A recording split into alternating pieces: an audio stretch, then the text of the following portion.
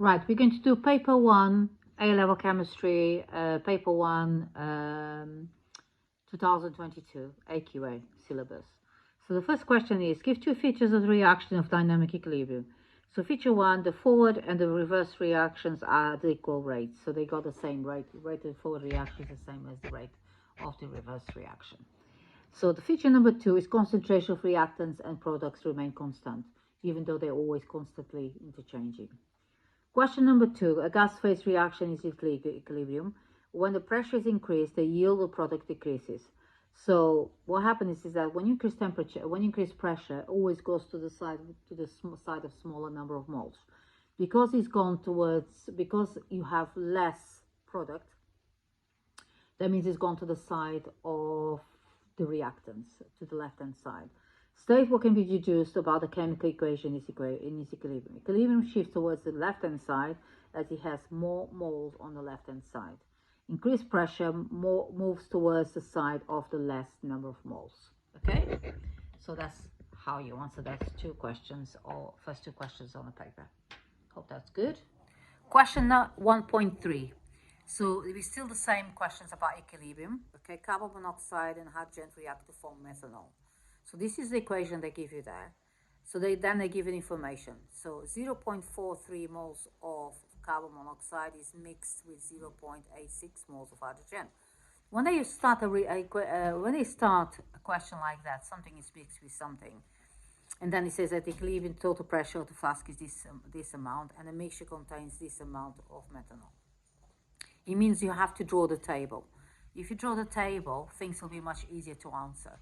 They never show that in the mark scheme, you draw the table, but that's how you work out the answers. So if you start by drawing initial moles, equilibrium and reactive, whatever, or change, or whatever you say. I say reactive, but you can put change there. Okay. So then you put the reactants and the products there. Okay. So you start with 0.43 there, so initial moles, and 0.86. That means the products are 0. There's nothing in products at the moment. Then it says that the equilibrium, there's 0.11 moles of methanol. So if you go to equilibrium, the methanol is got a 0.11 moles. Okay? So the first thing you do when you add them together, it should give you 0.11. So products, you add them together, and reactants you take away. So once you have that, because the change is here, you can work out the ratio. Because the ratio here is 1 to 2 to 1, okay? So 1 to 2 to 1, okay? So 0.11 for methanol, 0.22 for hydrogen, and 0.11 for carbon monoxide. So now you have, sorry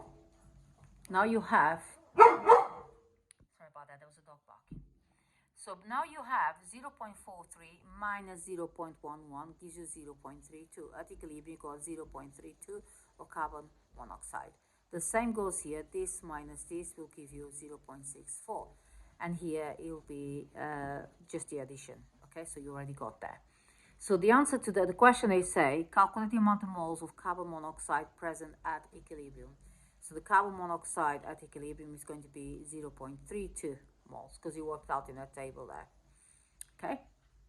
Then it says calculate the partial pressure in kPa of carbon monoxide of this equilibrium mixture. So the partial pressure is the number of moles of carbon monoxide divided by the total number of moles. So what I did here, you added all the moles of total number of moles here, which gives you 1.07. So then you say you got 0.32 moles divided by total number of moles times the total pressure. So that's how you calculate the partial pressure of carbon monoxide. So then, next thing you do, you work that out, and you end up with a partial pressure, which is 74.8 kPa. Because kPa was to start with, that's kPa you end up with. So that's the first question answered. The second one, I just try to make sure you can see it, is give an expression of equilibrium constant Kp for this reaction. Then it says you got equilibrium, so it's going to be products divided by reactants. So this is the partial pressure of products. They have to be all gases, by the way. Divided by reactants is there. But because there's 2 moles of H2 hydrogen, you got to square by 2.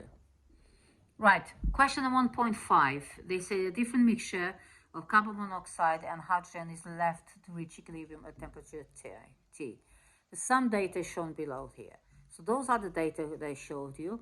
This is the equation they give it to you. Calculate partial pressure in kPa of hydrogen in this equilibrium. So you start with putting the Kp expression, okay? So then you know you have, then you rearrange. So you got the Kp there, you have the 5.45 there, and you got 125 kPa there, and then you got P of H2 squared. Okay, so that's your unknown. So if you rearrange this equation, it becomes partial pressure of that, which gives you, you put the values in there, and that will give you that. Okay, so that's the square root, that's the square of H2. Then you square root of that, and it will give you 194.7 kPa. So that's the partial pressure of H2 that you found out. So that's the answer to this question here. Right, the next one here, 1.6, is use the Kp from the table 1 to calculate the value Kp for the following reaction temperature T. So you got this, you got a different equation, okay, which is the reverse one, okay. So give the units. So you put the expression of Kp in there, and the next thing you do, you replace the values there. Once you've done that, you got a value of 8.7 times 10 to the 5, okay? So this is how I worked out this equation. Now, to work out the units, you know, it's kPa here, kPa squared divided by kPa. So if you cancel both those two out, then you should get the value of kPa squared for the answer. I hope that helps. Thanks.